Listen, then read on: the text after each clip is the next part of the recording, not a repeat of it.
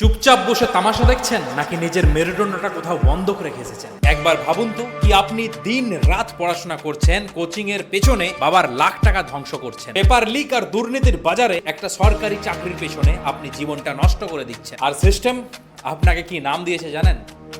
আরশোলা। Cockroach Jana Party scandal explodes! Social media erupts with hashtag CJP scandal! ঠিক শুনছেন, আপনি নাকি সমাজের আবর্জনা, আপনি নাকি সমাজের পরজীবী। আমাদের দেশের সর্বোচ্চ বিচার ব্যবস্থা, সর্বোচ্চ আসন থেকে এই দেশের লাখ লাখ বেকার যুবককে আক্ষরিক অর্থেই আরশোলা বলে অপমান করা হয়েছে। আর এই ঘোষণার পর গোটা দেশের তরুণ ঘরে বসে কাঁদেনি, বরং ইন্টারনেটের বুকে এক ভয়ঙ্কর ডিজিটাল যুদ্ধ ঘোষণা করেছে। জন্ম নিয়েছে ভারতের ইতিহাসে সর্বোচ্চ রহস্যময় প্যারাডি দল, দ্য ককরোচ জনতা পার্টি বা সিজেপি। মাত্র এক সপ্তাহে এরা শাসক দল বিজেপি আর বিরোধী দল কংগ্রেসকে ধুলো খাইয়ে সোশ্যাল মিডিয়া থেকে কোটি কোটি নিজের ফলোয়ার্স বাড়িয়ে নিয়েছে। কিন্তু আজ আমি আপনাদের চোখের সামনে থেকে এই ধোঁয়াশা সরাতে এসেছি। এটা কি বেকার যুবকদের শুধু একটা নির্ভেজাল মিম আন্দোলন, নাকি এর আড়ালে লুকিয়ে আছে বড় কোনো রাজনৈতিক সিন্ডিকেট, কোনো আন্তর্জাতিক চক্রান্ত, নাকি পুরো দেশের যুব সমাজকে খেপিয়ে তোলার জন্য অদৃশ্য মাস্টারমাইন্ড গেম? আখের কব তক, আর কতদিন আমাদের দেশের যুবকদের আবেগ নিয়ে এইভাবে ছিনিমিনি খেলা হবে বস? আজ এই আরশোলা পার্টির ভেতরের আসল রহস্যটা আপনাদের সামনে টেনে ছিঁড়ে বার করে দেখাবো। ভিডিওটা একদম শেষ পর্যন্ত দেখুন, কারণ আজ সত্যি শোনার ক্ষমতা সবার থাকবে না। চলুন ঘটনার গভীরে যাওয়া যাক। সময়টা ছিল 15ই মে 2026। সুপ্রিম কোর্টে একটি মামলার বিচার চলছিল। সেই সময় মাননীয় প্রধান বিচারপতি সূর্যকান্ত ক্ষোভের মাথায় এমন একটা মন্তব্য সিদ্ধান্ত করে বসেন, যা গোটা দেশে যুব সমাজের বুকে পুরো তীরের মতো গেঁথে বসেছে। বিচারপতি মহোদয় বলেছিলেন কি আজকাল কিছু যুবক আছে যারা আরশোলার মতো, যারা কোনো চাকরি পায় না, যাদের কোনো পেশাগত যোগ্যতা নেই, তারা মিডিয়া হয়ে যায়, সোশ্যাল মিডিয়া অ্যাকাউন্ট খুলে বসে, আরটিআই অ্যাক্টিভিস্ট হয়ে যায় এবং পুরো সিস্টেমকে আক্রমণ করতে শুরু করে। আর তারাই হলো সমাজের পরজীবী আরশোলা। বন্ধুরা, যদিও মাননীয় বিচারপতি পরবর্তীকালে স্পষ্টীকরণ করে বলে দিয়েছেন যে তার এই মন্তব্য সাধারণ বা বেকার যুবকদের উপর ছিল না, বরং যারা জাল বা ভুয়ো ডিগ্রি নিয়ে অকালতি পেশায় ঢুকেছে, এই মন্তব্য তাদের জন্য ছিল। কিন্তু ততক্ষণে মাননীয় বিচারপতির এই মন্তব্যের যা হওয়ার তা হয়ে গেছে। পুরো ইন্টারনেট দুনিয়ায় এই ককরোচ শব্দটা আগুনের মতো ছড়িয়ে পড়ে। আমাদের দেশের জেন জেড বা যুব প্রজন্ম, যারা এমনিতেই বছরের পর বছর চাকরি না পেয়ে আর পেপার লিক দুর্নীতির ডিপ্রেশনে ভুগছিল, তারা এই আরশোলা শব্দটাকে নিজেদের আত্মসম্মানের আঘাত হিসাবে মেনে নেয়। আর তারা উল্টে জবাব দেয় কি হ্যাঁ, আমরা আরশোলা, আর এই আরশোলাদের পরমাণু বোমা মেরেও ধ্বংস করা যায় না, আমরা আসলে টিকে থাকবো। আর এই ক্ষোভের পারদ যখন চরম সীমায় পৌঁছায়, তখনই এন্ট্রি হয় একটা মানুষের। আমেরিকার বেস্টন ইউনিভার্সিটির পাবলিক রিলেশনসের ছাত্র, 30 বছর বয়সী এক যুবক অভিজিৎ দীপকে। সে সোজা সোশ্যাল মিডিয়ায় একটা গুগল ফর্ম রিলিজ করে দেয় এবং প্রশ্ন তোলে যে কি হবে যদি পুরো দেশের আরশোলা একজোট হয়। আর সেখান থেকেই শুরু হয়ে গেল ককরোচ জনতা পার্টির অফিসিয়াল যাত্রা। তো চলুন এখন আমাদের সবার প্রথমে বুঝতে হবে ককরোচ দলের আসল কারণটা কি।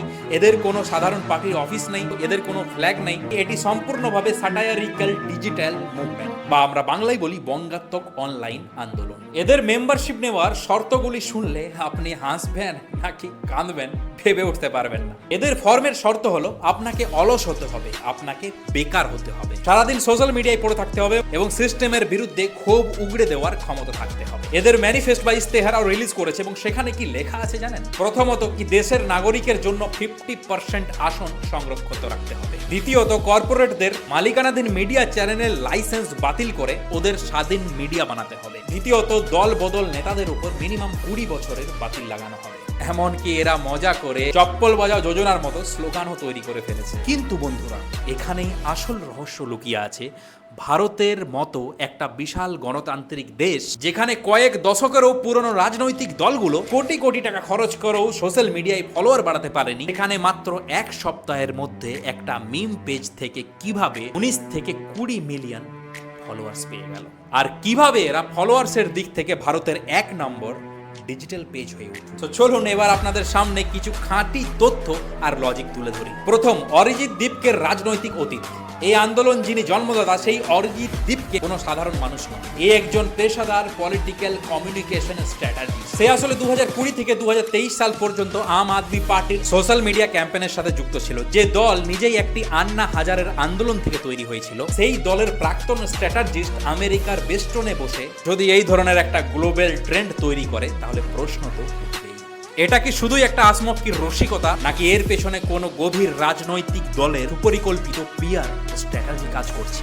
দেখুন, জল যখন মাথার উপর দিয়ে বইতে শুরু করে না, তখন সরকারও নড়ে চড়ে বসে। গত বৃহস্পতিবার ভারত সরকারের তথ্য প্রযুক্তি মন্ত্রক ইন্টেলিজেন্স ব্যুরোর ইনপুটের উপর ভিত্তি করে ককরোচ জনতা পার্টির অফিসিয়াল টুইটার এক্স ভারতে ব্যান করে দেয়। কেন জানেন? এই গোয়েন্দা সংস্থার দাবি কি এর পেছনে ন্যাশনাল সিকিউরিটি বা জাতীয় সুরক্ষায় ঝুঁকি রয়েছে। অভিযোগ উঠে এসছে কি সাধারণ বেকার যুবকদের আবেগকে হাতিয়ার করে দেশের যুব সমাজকে খেপিয়ে তোলার এবং একটি ডিজিটাল ইনসার্জেন্সি বা অনলাইন বিদ্রোহ করার চেষ্টা চলছে। তো এবার আসুন পর্দা ফাঁস করা যাক। দেখবেন যখনই কোনো দেশে বড় আন্দোলন হয়, সেই আন্দোলনের ভিত্তি করে দেখতে হবে যে আমাদের লাভ কার হচ্ছে আর ক্ষতি কার হচ্ছে। আজ ককরোচ জনতা পার্টিকে কারা বেসিক্যালি সাপোর্ট করছে? বিভিন্ন বিরোধী দলের নাম করা সংসদরা প্রকাশ্যে এদের মিম আর টুইট শেয়ার করছে। বিরোধী দলগুলোর আইটি সেল এই ট্রেন্ডকে আরো হাওয়া দিচ্ছে, যাতে বর্তমান সরকারের উপর বেকারত্ব আর নিট পেপার লিকের মতো ইস্যুতে তীব্র চাপ তৈরি করে তোলে। আর সবচেয়ে বড় চমকপ্রদ তথ্যটি শুনুন, কি এই মিম শুধুমাত্র আমাদের দেশে সীমাবদ্ধতা এখন আর নেই।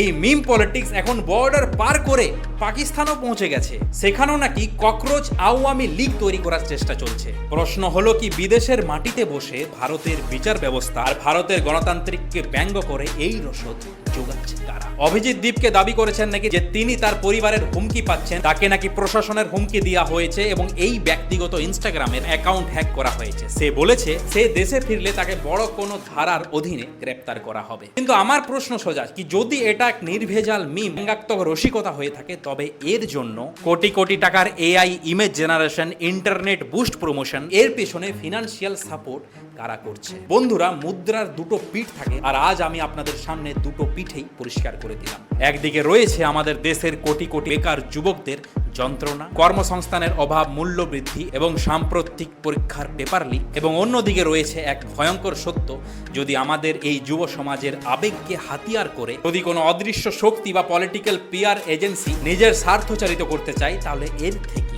বড় দুর্ভাগ্য আর কিছু হতে পারে না। আজকে এই ভিডিওর মাধ্যমে ফয়সালা করার দায়িত্ব আমি আপনাদের উপর ছাড়ছি। আপনারাই আমাদের দেশের ভবিষ্যৎ, আপনারা দেশের যুব সমাজ। আপনারা কমেন্ট বক্সে নির্ভয়ে জানান কি এই ককরোচ জনতা পার্টি আমাদের দুঃখ কষ্টের কি আসল কণ্ঠস্বর, নাকি এটা সরকারকে কোণঠাসা করার জন্য ডিজাইন করা একটি সুপরিকল্পিত রাজনৈতিক আইটি সেল গেম? এবং সত্যের এই লড়াইয়ে সামিল হতে ভিডিওটি লাইক করুন, আপনার বন্ধুদের সাথে ভিডিওটি শেয়ার করবেন, চ্যানেলটি সাবস্ক্রাইব করতে ভুলবেন না। দেখা হচ্ছে পরের ভিডিওতে। ততক্ষণের জন্য সাবধান থাকুন, সতর্ক থাকুন এবং নিজের বুদ্ধি দিয়ে বিচার করুন। জয় হিন্দ, বন্দে মাতরম।